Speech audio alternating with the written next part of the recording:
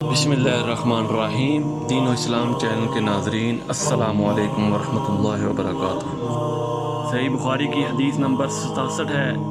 وہ ایک دفعہ رسول اللہ صلی اللہ علیہ وسلم کا تذکرہ کرتے ہوئے کہنے لگے کہ رسول اللہ صلی اللہ علیہ وسلم اپنے اونٹ پر بیٹھے ہوئے تھے اور ایک شخص نے ان کی نکیل تھام رکھی تھی۔ آپ صلی اللہ علیہ وسلم نے پوچھا، آج یہ کون سا دن ہے؟ ہم خاموش رہے حتیٰ کہ ہم سمجھے کہ آج کے دن کا آپ کو کوئی دوسرا نام اس کے نام کے علاوہ تجویز فرمائیں گے۔ پھر آپ صلی اللہ علیہ وسلم نے فرمایا، کیا آج قربانی کا دن نہیں ہے؟ ہم نے عرض کیا، بے شک۔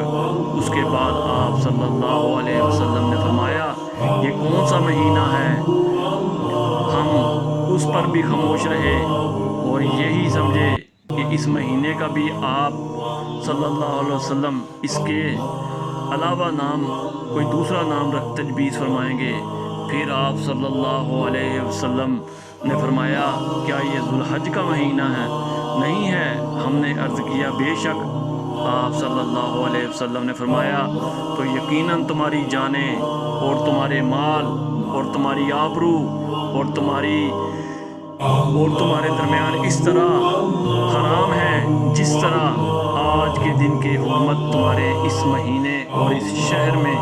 پس جو شخص حاضر ہے اسے چاہیے کہ غائب کو یہ بات پہنچا دے، کیونکہ ایسا ممکن ہے کہ جو شخص یہاں موجود ہے وہ ایسے شخص کو یہ خبر پہنچائے جو اس سے زیادہ حدیث کا یاد رکھنے والا ہو۔ سبحان اللہ۔